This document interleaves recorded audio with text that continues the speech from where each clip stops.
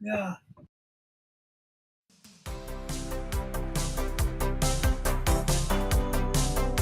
It's that time. The Brightside Chronicles is about to go down with Kerri and Nana.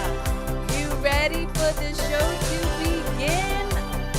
Hey, let's go. Let's get it. It's almost showtime. Let's go. Let's get it. It's almost go time. Let's freaking go. Let's go is right. Welcome to episode 28 of the Brightside Chronicles. It is your host, Kerri Lewis, and as you all can tell, I do not have my lovely co-host here, Nana Ajman. He is enjoying the bright side of life, celebrating the amazing effort that he puts forth at work with his co-workers. But alas, I am not without amazing people to have a conversation with. Today, I have two dear friends of mine who are stamped on my heart forever, Eric and Roland Hebert. Eric, is that your last name? No, it can't be. What is it? Boucher. Um, who I have the privilege of, living next to. And I'm really excited to be having this conversation with the two of you because, Roland, you have lived a very joy and expansive filled life. And that's what this show is about, is the bright side of life, choosing joy over fear, navigating, the ups and downs of life by staying positive, which you are exemplary at. So thank you so much for joining our show.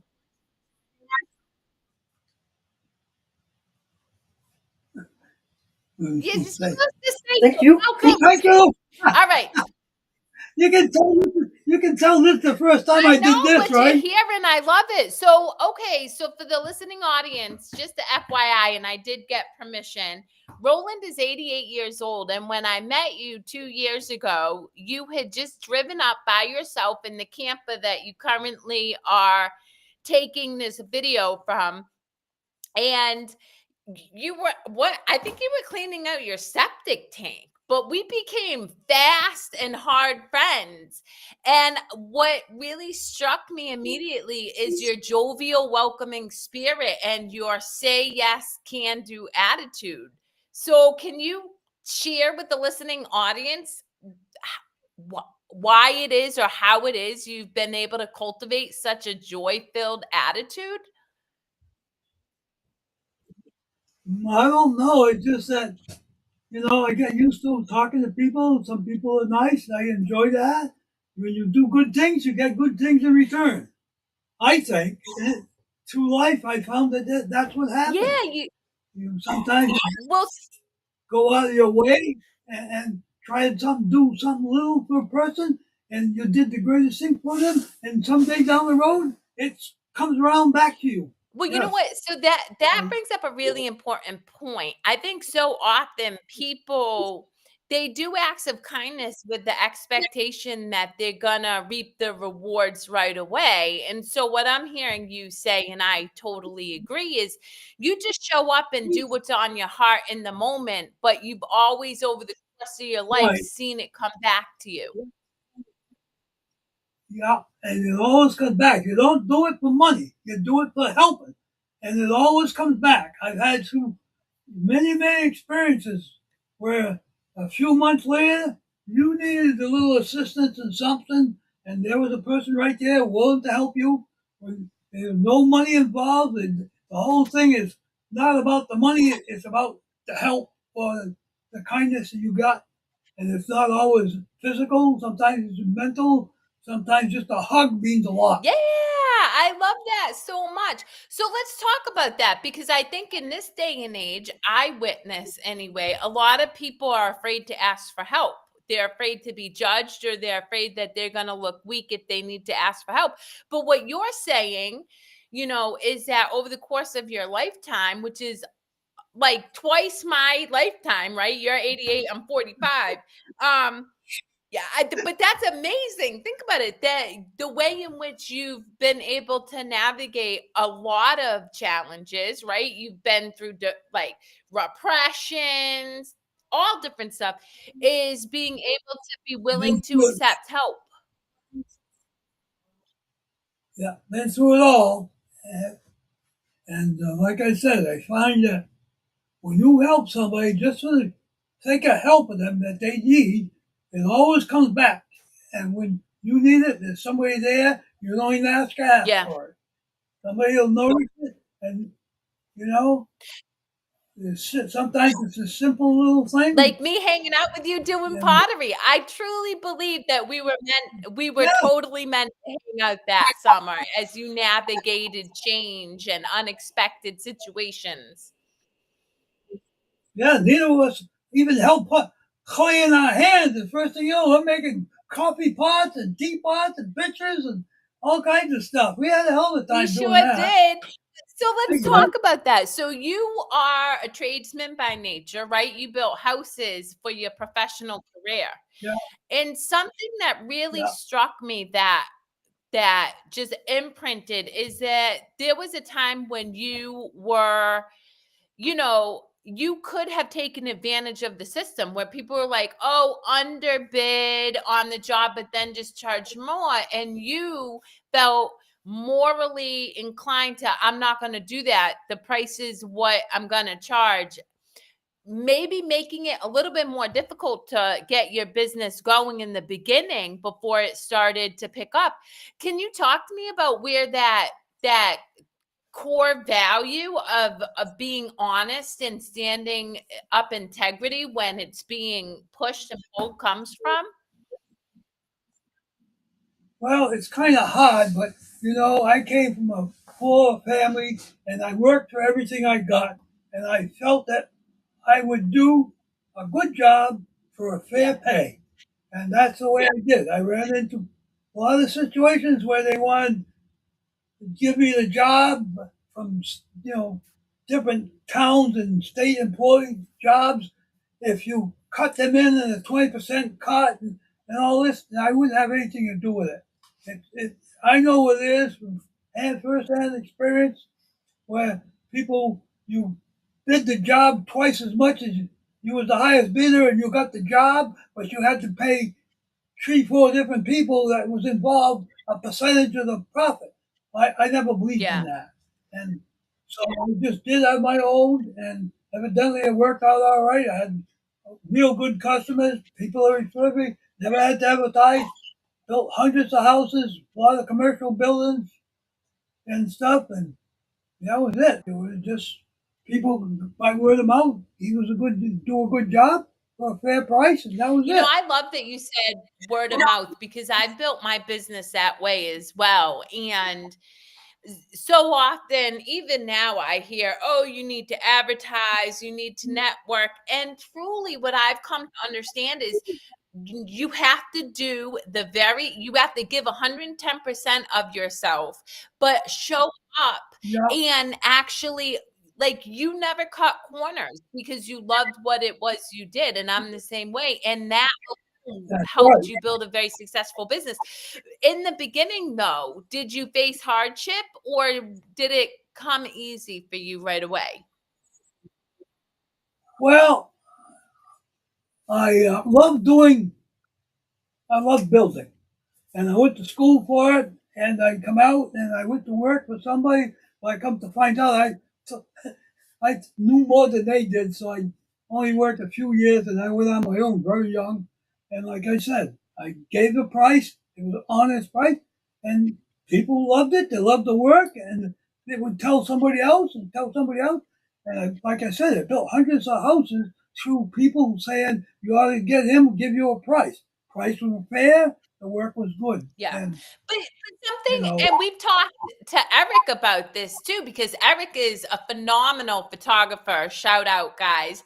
Nana and I keep trying to get him to go to a con because he would kill it there. But we both fundamentally believe that you have to love what you do because otherwise, exactly. actually do a good job if you don't like what you do. And so often nowadays, you see people in careers and professions simply because they believe that they have to pay the bills and make money, but it's killing their soul. Whereas you really always had a pretty jovial spirit because you always did what you loved. Right. Well, I had some experience about that too. Like I told you before, I love doing carpentry work. I was good at the work. So I went to school to learn how to do it. I got out. Of course, back them days, anybody that went from high school to trade school was supposed to be a dummy. A dummy. They went to trade schools. They were dumb. But anyway, I went and that's what I built. But I enjoyed working. It didn't, all through the years. Sometimes I worked all day. I worked till dark at night on my own projects and stuff. And I always worked. Always enjoyed the work because you could look at what you did after. Well, a few years ago, I was at the bank because they would send my check to the wrong address. I wouldn't see. I don't know if I told you that, but I talked to the bank president and I told him, so he said, all right, we'll send the new checks to your address now and stuff and that. So I gets up and he says, Roland, that's all you come here for? I says, yeah, why? He says, you must have trouble with your mortgage. I said, I don't have one. Well, your credit card must be way overbound. No, I don't use a credit card. I cash it when it comes in. Really? So he sat down, he started talking. He said he had two kids. I think one was 14 and one was 16. They were arguing, him and his wife, what college they're going to send them. So he's saying, we're having a problem about what college are we going to send the kids to. I looked up and I said, I wouldn't send my kids to college. And he looked at me with a weird face on him. And he says, what do you mean you wouldn't send them to college? What's the matter with you? I says, listen, I'm going to tell you my opinion. You can do whatever you want. I said, you send them to trade school because right now they're looking for all kinds of people that has a trade. Most of the people who have a college degree can't even make enough money to pay off their degree. Oh, so he's all listening. Well, what do you suggest? Well, I says, you know what? I don't want you to tell your son what trade to go to. You can't tell your son, I want you to be an electrician or I want you to be a plumber. I said, no, you let him pick his own out. That way, when he gets done, he's going to want to do it. Because when I graduated, there was a lot of kids that were there with me, and we all graduated. And some of those kids, or more than 90%, never went to work at the trade they went because they hated it. Yeah. And if you liked it, you could make a go of it, and all the kids I know did real good. Well, it's so interesting you say that because I didn't go to college myself. And I was a leader at 17 because I was a natural born leader. And I would have so many kids work under me with hundreds of thousands of dollars of debt and degrees that they didn't use because, to your point, they didn't like it. And so given the fact that I work in mental health and addiction recovery, this is something I'm really passionate about. The money will come. It'll come. It takes a while. When it comes, it's solid. You don't owe anybody. You don't have to cut somebody into profit to get the job. You just do it on your own. I did fire stations. I did dealerships, car dealerships, and everything. And I never paid a penny to anybody. And I did what I was supposed to, and that's what it was. And you go on and I see people every day that I built houses for. In fact, I'm living up there right now on the street that I built, and everybody waves to me every day. In other words, they don't give you the finger when you drive by; they're all waving to you. So it makes it. So let's talk about joy, because this is all about joy. And I truly believe and because we talk a little bit about it, the culture we live in is just divisive and all we do is fearmonger.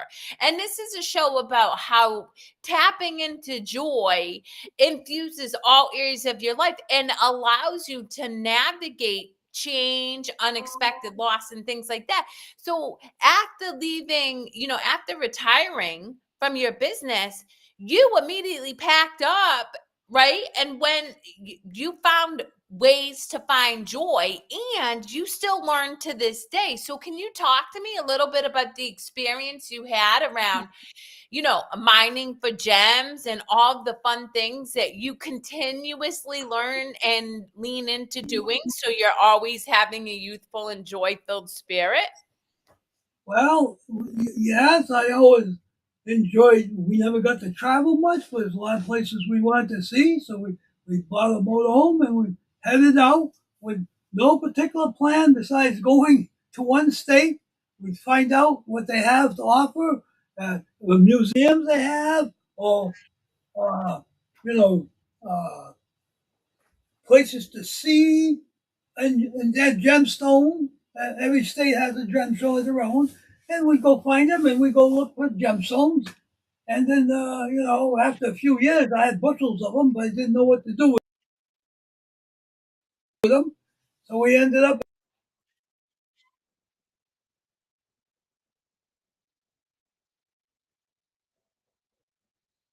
a lot of what else we're going to go dig for gemstones. So we did that.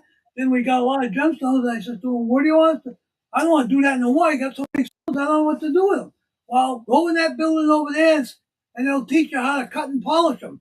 So I did that. Did that for a couple of years. Had a whole bunch of gemstones. What we're going to do with them. So following year, they said, "Go learn how to do silver. You go in this building, they'll teach you for $1 a day. Some professional person there. We're going to show you how to do necklaces, bracelets, and I made a chain here and all with sterling silver." I thought it was pretty cool because I could put my stones that I already cut and polished in all kinds of pendants and stuff.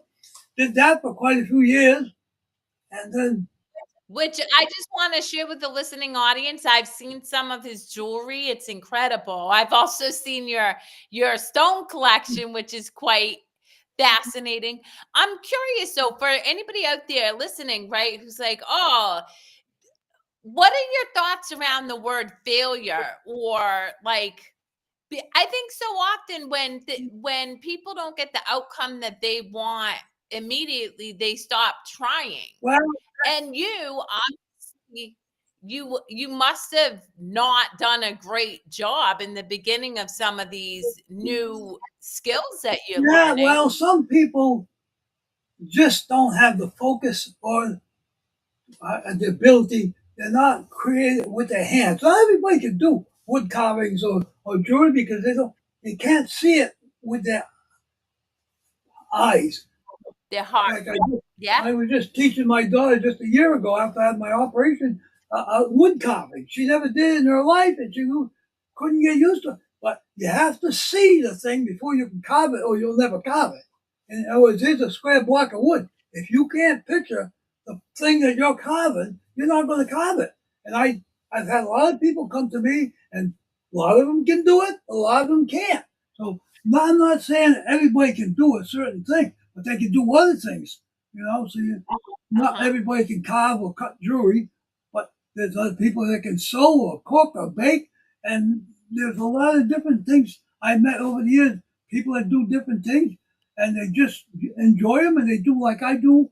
My spare time, I don't have to worry. I got always something to do. We do, wood carvings, and now I'm doing those things to put on your refrigerator, and who knows, next year I may be doing something totally different. But you keep on moving.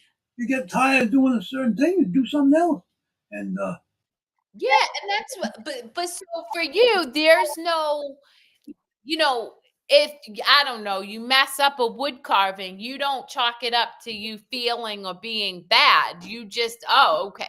And I think that's where'd you build your self confidence that you were able to just keep trying new things and not being afraid of failure? Because that is something that inhibits a lot of people nowadays. right, I think it comes with early life. Right, Yeah. we had it hard. We had to work, at school. We had to work at home, mow the grass with a push lawnmower. We had big gardens. We had to pull the weeds, even though you're 10, 12 years old. You pull the weeds because the garden is what we ate, and that's what we lived on all year round. We had our own cows every night. You had to go get the cows in the field, bring them home, milk them. My other brothers had another part of the job. They fed them and everything. So by the time you get to be older, you've had experience and know things had to be done. It's, I see kids today, it's just awful to see a 10, 12-year-old kid that can spend 3 hours on the phone at a restaurant without saying hi to his sister or his mother or anybody sitting next to you. It's terrible, so. Yeah, it's interesting you say that. I was at the gym today and I saw these two little kids, and the mom, listen, I was a mom to two kids and I was definitely not present. And so there's no judgment, but it was just so interesting to see these two children vying for her attention, but she was so locked into her screen. Yeah. She was just so focused on what was her screen. She didn't even realize. That's a bad thing. Yeah. That's a bad thing about today, because I meet people all the time, I'm in Florida, I'm at a big campground, and I meet people all the time that has those problems. They don't know what to do. In the last dozen years, their kids can't do a damn thing. They can't even go out and eat without watching the screen and eating with the other spoon. They don't even know what the hell they're eating. Or a couple's on a date and they're sitting across each other sending emails to each other and saying, "Hey, honey, how you like the food?" No, that's crazy. So people don't get a close relationship anymore like they used to. Everything before you talk, you had something bother you, you talk. You had something you talk. Now it's put it on the phone and send the mail. They're sitting 3 feet from you. I've seen it in the restaurants all the time. Very disgusting. And they can't talk. Yeah. Well, I mean, I find it fascinating because when you look at a society that is,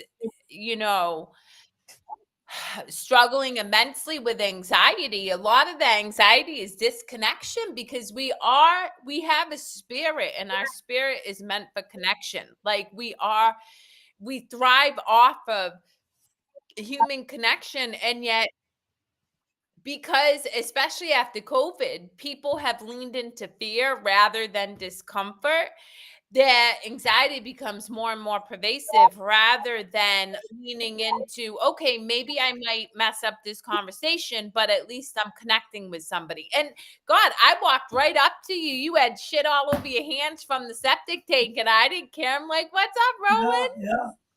Yeah. We met right away and we had a good relationship. We got all day making clay things, and I remember when you had a beautiful pot, and at the last minute it started to wobble and it blew all apart.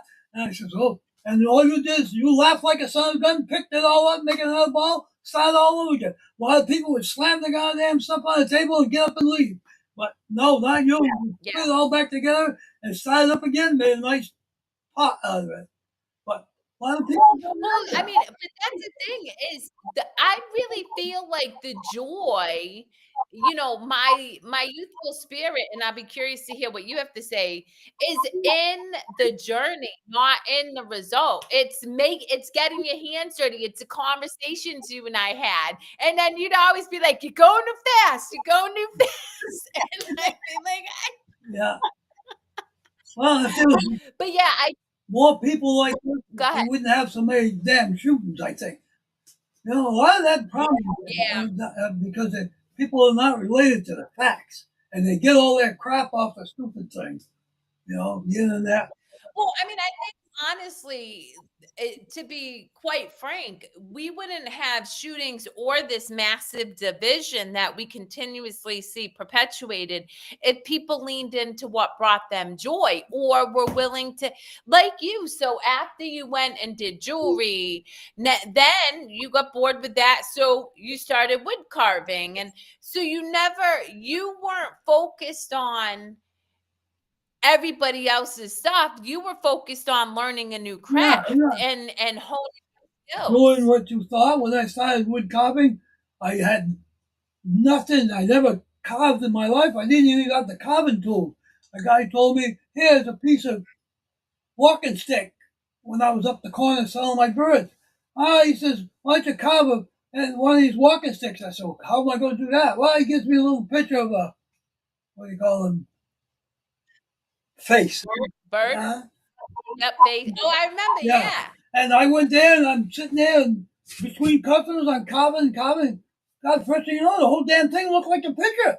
So that was my very first thing. And then I went to I joined the carving club, and the guy says, "Well, where are you at?" Yeah. I said, "I don't know. I just carved this thing. Well, bring it in so I can take a look at it." He says, "You carved before?" "No, it's the first thing I ever carved to. I didn't even have a knife. The guy gave me a knife." So after that, I just started carving. I met a lot of people there and sit down and talk to them while I was carving. And every once in a while, somebody would correct you and say, "Do this way or use that way." And you learn to be carving. And Well, so yeah, let's talk about that though. That means you're open to receive feedback and learn from other people. I think part of living a fruitful life is not assuming you know everything all the because time. one time there was one of the famous wood carvers, and he goes all over the United States and gives carving lessons to people, 10, 20 people. That's about $150 a course. And he belonged to our club, and he'd come down, and every once in a while he'd come over and sit with me. And, "Oh, Roland, you got to do this way." Okay, he'd take my thing and do. Well, a lot of people wouldn't get upset when he'd do that, trying to show them. Oh, they get all upset. "Don't touch my wood. I didn't know. Just tell me what." And we got to be really friendly. Unfortunately, now he's in the nursing home, but many afternoons he'd come and sit at the carving club with me when there's 60 other people there. But he know he could talk to me, and he know if he saw I needed some assistance, he would be glad to and tell me, and I wouldn't mind. I just look at him and learn how we did it. So a lot of people they don't do that. I don't know what it is. They either think they know everything or they don't want nobody touching what they're doing. But I guess that's not the way to learn. So.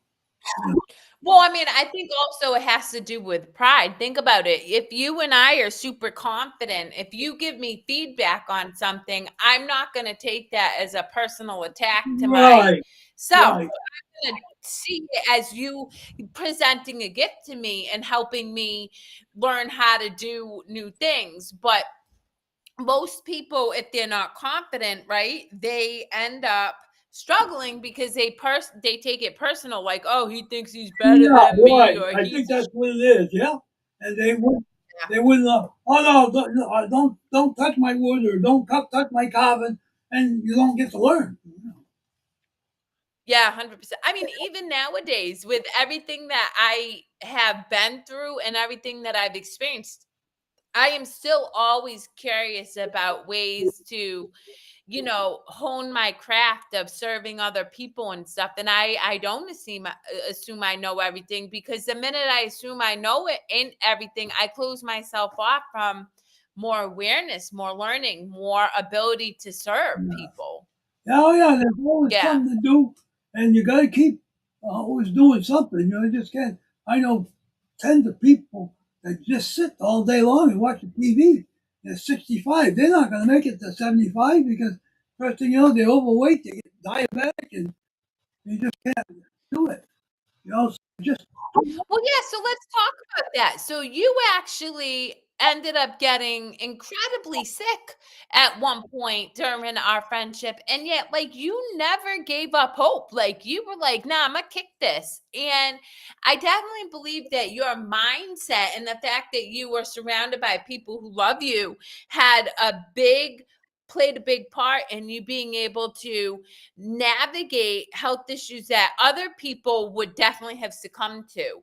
So I really do believe that it's moving, but it's also a positive mindset. it must be because when I was sick there, I was 8 weeks in the hospital, and the doctor one evening and said, "Roland, you got to make a decision." I said, "What's that?" He says, "You got to have an operation right now. I don't mean tomorrow morning or next week or the week after. I mean right now, or you'll be gone in 2 days." He says, "I can't do it tonight." He says, "Nobody's going to touch you because I have septic and all that kind of stuff to go along with it." Because the other doctor thought I was too old for the operation, so he didn't want to do it. He just kept giving me medicine. But then the guy told me that. Yeah. Go ahead, Dad, you can do it. I said, Dad, oh, it's die today or die tomorrow. I might as well see if I make it, I'll live through it. And that's what they did. Well, 7 o'clock, they took me upstairs and brought me back down at 12 o'clock at night. Here I am. It's coming. Yep, I love it. I don't know what happened, Eric. I can't see you guys anymore. It just has a camera, but I can hear you. So you can keep talking to me, Rolly. But that's the thing is, so let me ask you this, Roland. Your ability to do things that are scary, right? Because I imagine no matter how you slice it, going under the knife at 86 years old, having anesthesia when we know that people sometimes could lose their memory because of that. Yeah. How do you navigate doing things that are scary? Well, you gotta make up your mind. You want to give up that night and be done with it, or you figure if you get through it, you'll have more time, to do things. I didn't think I thought, well, geez, I didn't want to die. Nobody wants to die, but I had things I still wanted to do. I said, if I had the chance, and I said to him, what's my chances? I called it my pistol. My pistol. I said, what do you mean by that, Doc? Well, he said my pistol's got 5 shots. You got 1 out of 5 to survive. Wow. You don't take it, he said, you're going to be dead anyway. So that was a decision. If it would have been 8 weeks earlier, I would have had no problem at all. But they waited too long, and everything got rotten. And they couldn't patch it and stuff. So it's very complicated. But again, But then here you are. So last year you came on board and telling me that you're teaching me how to wood carving. And now this year you were just telling me that you were making magnets. Can you talk to me about, so do you just see somebody doing something that sparks your interest and you do? Can you show up and somehow can you put the camera on that board? I don't know. Oh, I can drag that board in front of me. Oh, the camera's not working right now. Oh. Not sure why. Everything says it's working good. You still can hear me? No. I can hear you. But you can't see me? Nope. I see a picture of the camera. I wonder if it's a bad internet connection. Oh. Well, I should, well, I probably can't see him, right? Hang on.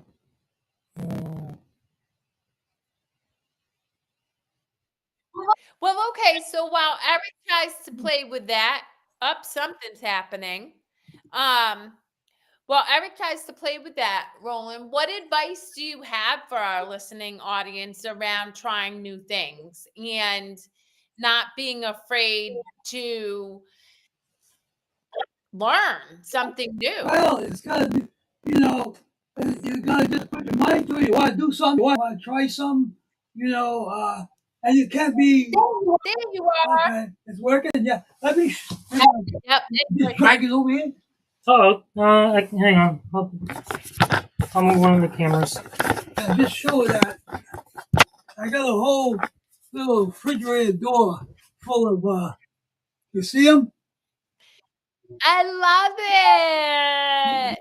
So all of these are hand carved by you? Yeah, they're all hand carved by me and out of wood. And in the back, there's a little magnet in them, and you can stick them on the refrigerator.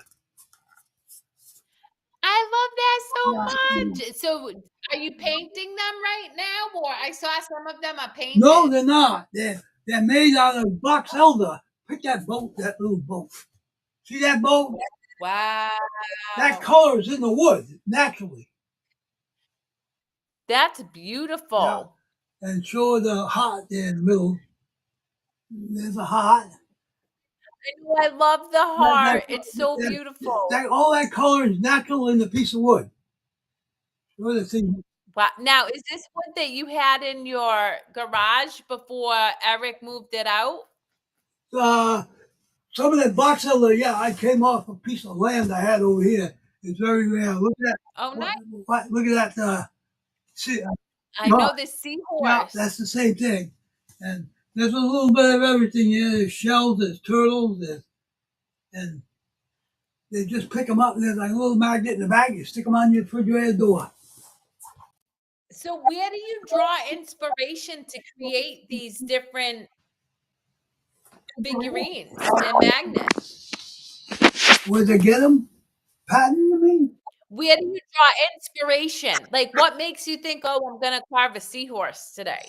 I don't know. I figured, well, what would somebody like on their refrigerator? And then I think, well, some people like a boat. Some people like a seahorse or a hawk. There's a cardinal over there. And even the little purple. Oh, I want to see the cardinal. Show the cardinal. See him there, but next to the hawk. See him?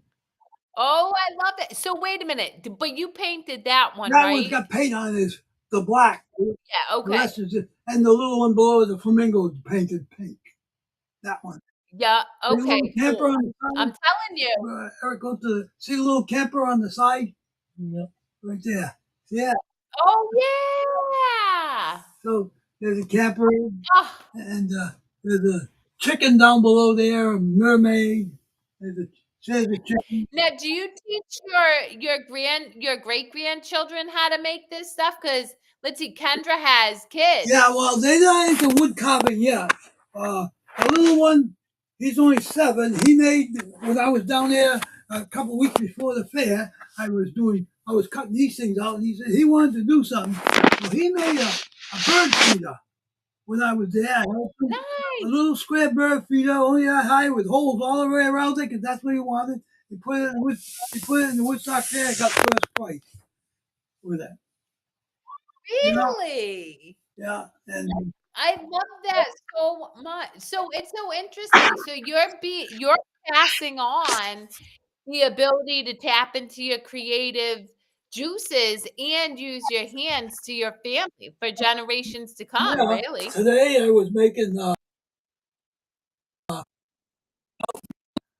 things glow. Well, this little thing is a piece of gemstone. It glows in the dark. So Really? I'm going to put it.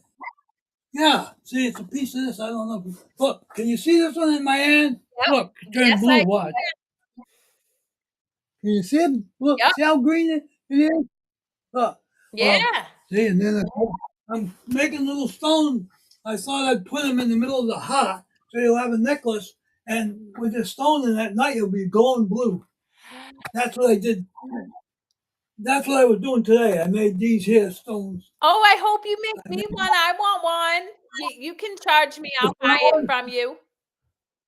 Well, this one I'm going to try it. That's what I did today. I got one over here.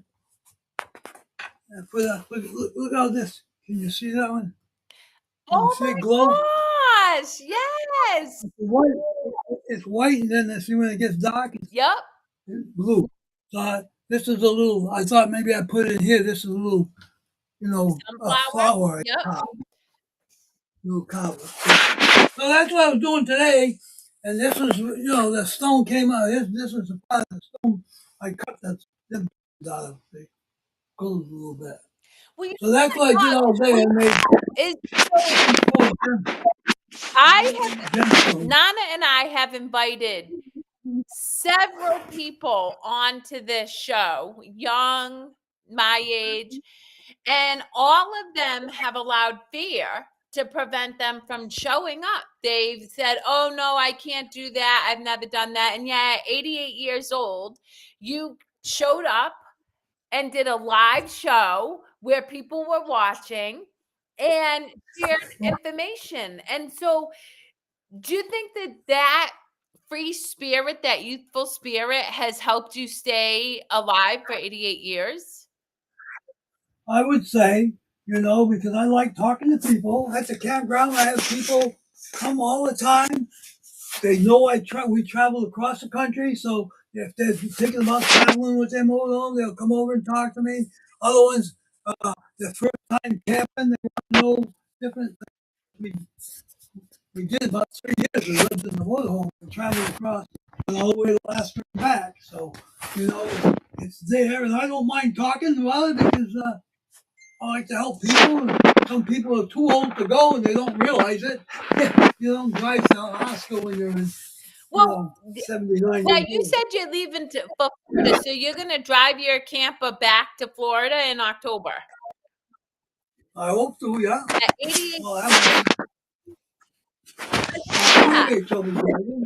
But that's the thing is, wouldn't you say that we limit ourselves when we place limits on ourselves because of our age? Like, so if you said, "Oh, I'm 88, I can't learn anything new," well, then you just basically trapped yourself into a mundane existence. No wonder people die young.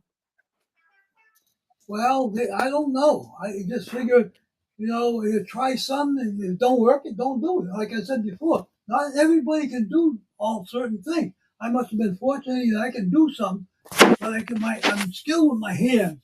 If you don't have no skill in your hands, a lot of things you can't do, carving and stuff. A lot of people can bake and wonderful stuff, or they make quilts. I mean, I've seen a lot of other stuff I couldn't do, but there's other things that people do besides this that it takes up time, and talent, but it's good for you because you can't waste your time and be watching TV 12 hours a day. Well, yeah, It's just honestly, like being trapped in your phone, it's interesting. So we're limitless, and part of they say the most spiritual beings are the most imaginative, because if we're in a limitless experience, right, if we're limitless, then we can use our imagination. But when you're busy watching your phone or watching TV for 12 hours a day, how do you use your own imagination to create things from yourself? You're kind of that's numbed it. out to everything that's being fed to you. It don't take too much talent to watch TV. Well, and moreover, though, our neural pathways, right? You're Your, constantly building. your memory's not working, your body's not working. Before this, I used to dig for shark teeth. Yeah. I spent 3 or 4 years in the Peace River digging for shark teeth. I mean, that's not for everybody either, but it's quite an experience. Yeah. And you find stuff. I got a mastodon teeth that's 55 million years old, and I'm the only person that ever touched it. Yeah, that's so cool. But so, Yeah. so do you go walking? Like, what do you do? Are you a physic? Like, because right now we've talked about you, doing wood carving. You've learned how to do jewelry. I mean, you're 88. What do you do for physical fitness to stay physically fit at your age? Well, at my age, I figured today I was out and had breakfast, and then I started at 10 o'clock working on these pieces of stone. I had to take my machinery out, and then I had to stand there for 3, 4 hours polishing them up. And I got home about half an hour before Eric came. So, how many hours that? That was 8 hours on my feet today. Yeah.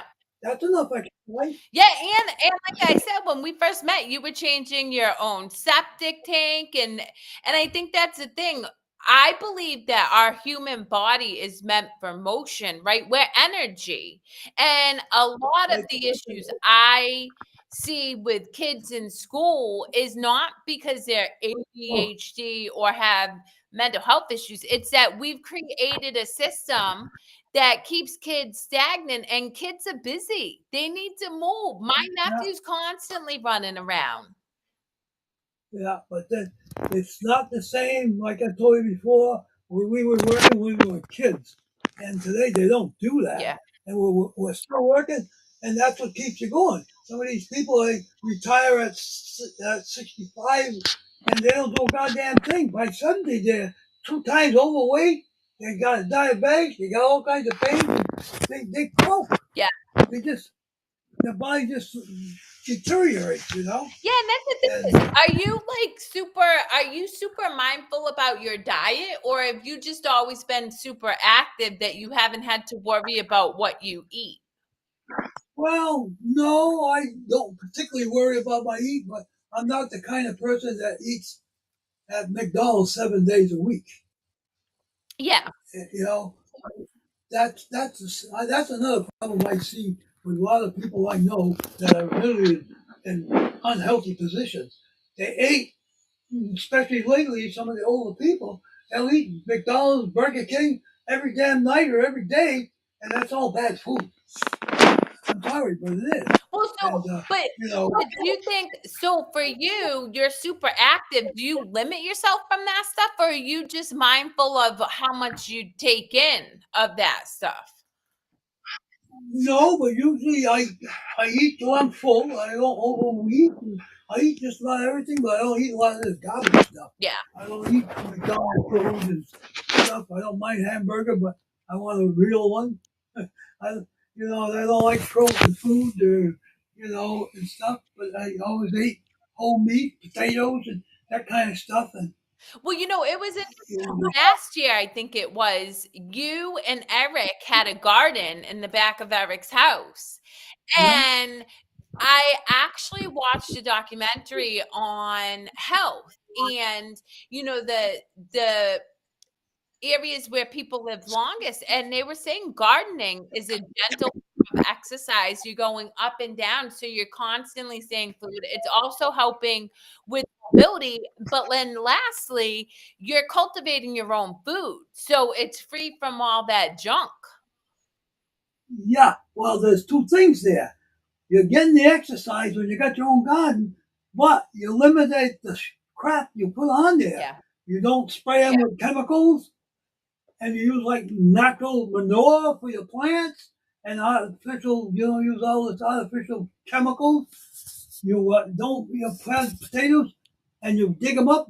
I lived on all for a year, all my life on potatoes we grew in the garden. We'd have them all winter long.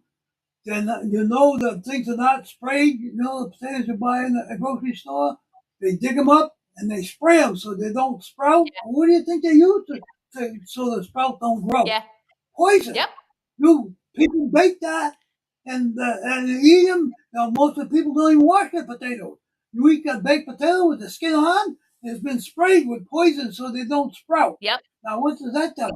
Well, it's so interesting because actually I recently discovered that genetically modified wheat, they've made it so if a bug lands on the wheat, the bug explodes. And then you wonder why people who eat this wheat, which I do, listening audience, I'm gonna tell you right now, I eat wheat, but have leaky gut. Of course, we're gonna be impacted by the same changes to the It adds up. as It everyone adds up. else.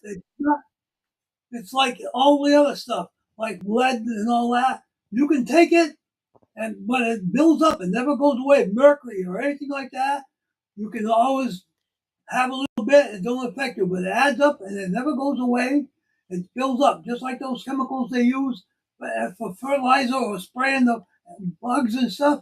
It won't kill you the first 20, 200 times you use it, but it don't go away when you get it in your system. It stays there and it just builds up and up and up. Then you lose your mind or something like that because you got to over limit. Yeah. And that's what's showing up now in all these food that's got the chemicals and all this other stuff to make it last.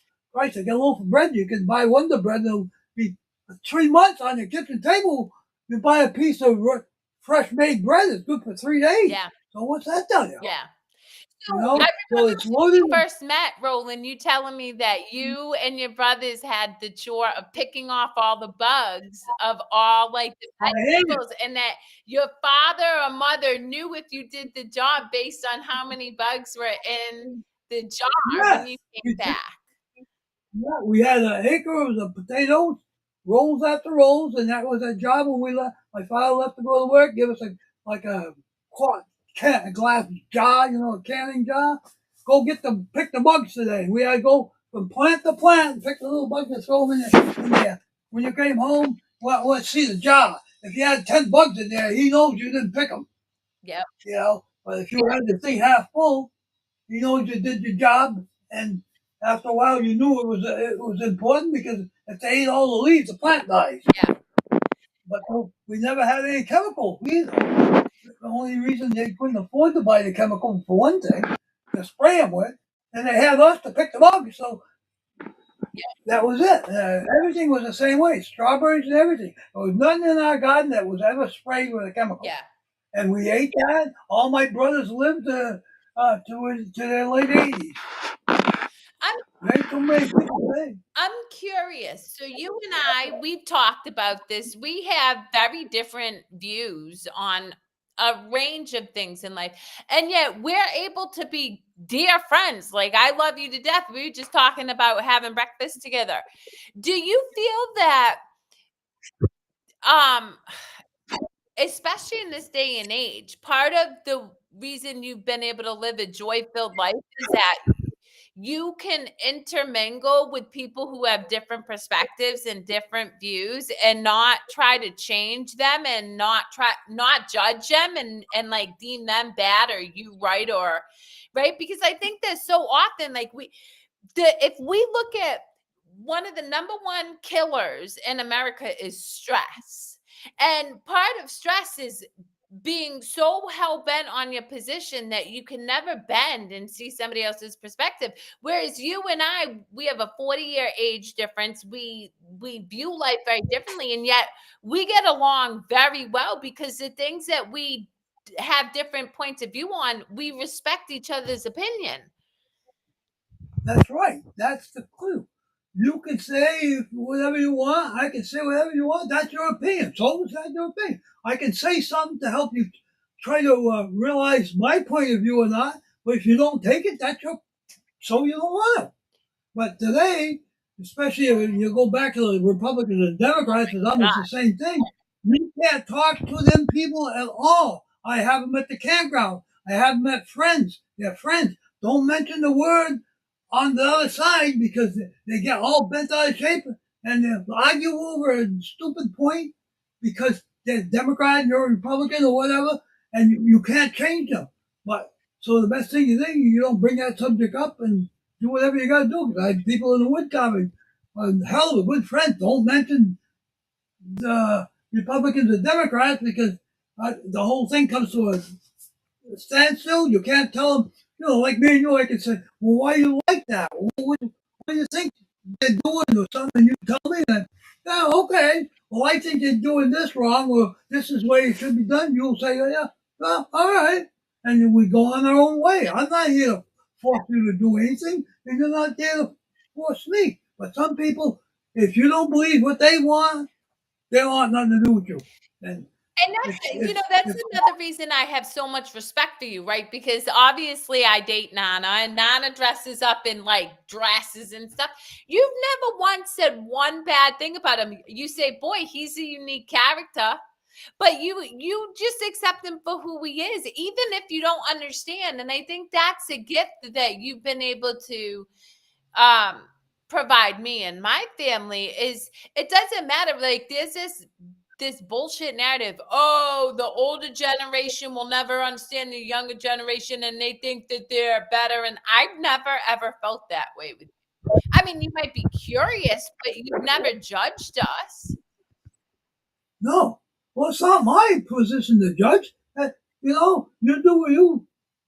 And we talk, and when we talk about stuff that we like or do or whatever. And I don't go with them. That's not my business. I don't care. Yeah, why? When we were making pottery, what the hell did it care? I didn't care if it was this guy or not or whatever. We're enjoying ourselves making pottery. We're not swearing at each other, and we're just interested in trying to do something, and we enjoyed it. Yeah. I didn't, I'm not going around trying to change people's opinion. That's their opinion. I might tell them what I think, and just like a lot of times people will ask me something, and I'll say, well, this is my opinion. You can do what you want.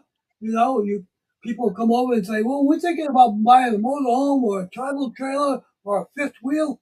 And I'll tell them the advantages of the different.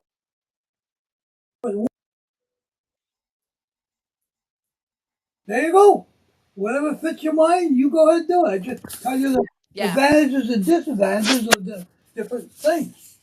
So, because we know we've been on it. We've had the experience. So, looking back at your 88 years, if you could change anything, would you? Not really, I guess, because I love. most of the things they just there, and we accepted them, and whatever rules were rules, and whatever we did fit in the way that made us. We couldn't always do the things we wanted because we didn't have the money. But no, I can't see anything really big changes. I can't. No. Yeah, I feel the same way. It's interesting, you know, as I shared with Eric before we went live, a dear friend of mine passed away unexpectedly at 50 last week. And it got me thinking, and I have many years left of life in me and I will live abundantly, but I can say I wouldn't change anything. And I will be able to say I lived fully expressed. So that way if whatever happens, I would have no regrets either. So with just a couple minutes left, what's one piece of advice that you want to impart on the listening audience that they can walk away with that you think will help them live a more joy-filled life moving forward? Well, there's a couple of things. First, and I think one of the biggest things is your work. If you don't enjoy your work, you're just a miserable person. I find that all through life, and people have done the same job for 20 years, and they've been as miserable for the 20 years. You, I think it has a lot to do with your whole life. If you're not happy at your Yep. work because you're going to spend 8 hours a day, you're going to come home being bitchy. So a lot of it's to do with that. And a lot of people didn't have the choice. You had to work because you had to eat. You had, a family to take care of. Because then when you're in that position, you really can't change much. But I was fortunately to start with doing something I wanted, and I didn't mind if I worked 10 hours or 12 hours a day. I enjoyed the work, and it's always something to look back and, oh, I built that house, or I built a birdhouse for God's sake, and something you can always look back and you did.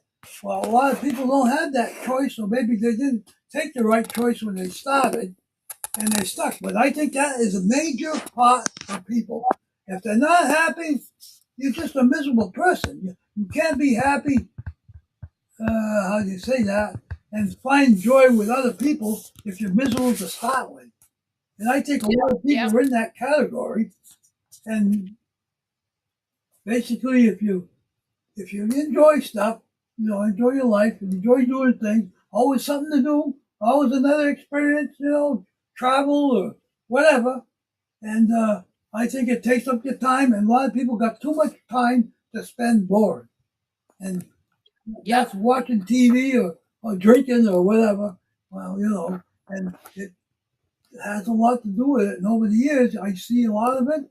A lot of it shows up later on in life, and people realize it. Some people can't. It's too late. But some people realize it was their fault. They couldn't change it because now they're on their way out.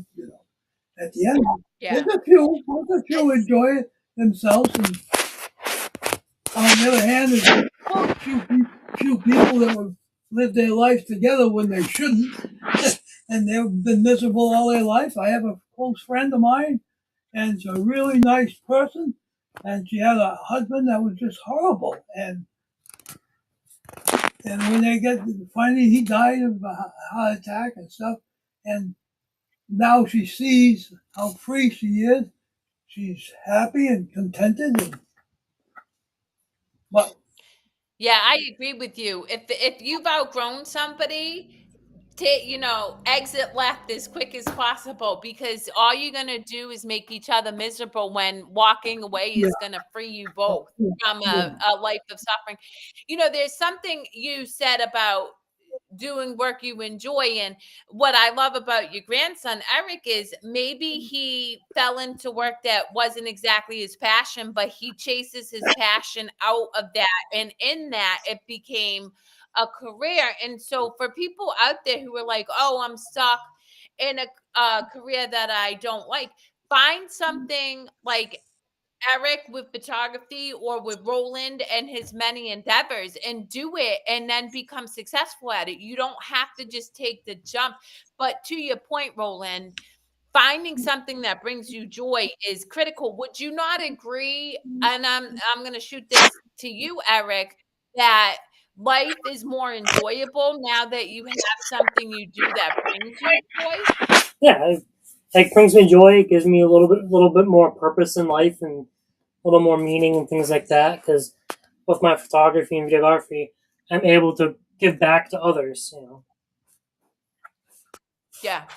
Well, you certainly have given back to me, Nana. And for the listening audience, honestly, if you're looking for a phenomenal photographer, Eric has done a couple of photo shoots for Nana and I, and we've never been disappointed. And he also allows us to be our unique individual selves and doesn't try to pose us, which thank God, because that would never work in our world anyway. But Roland, this has been a true honor and privilege. I love you immensely and truly, and I appreciate you showing up and sharing your wisdom with our listening audience. Until next week for episode 29, guys, thank you for joining the Brightside Chronicles with myself, Kerri Lewis. Nana Ajman could not be here, and then we have Eric, I'm going to butcher his last name, and Roland.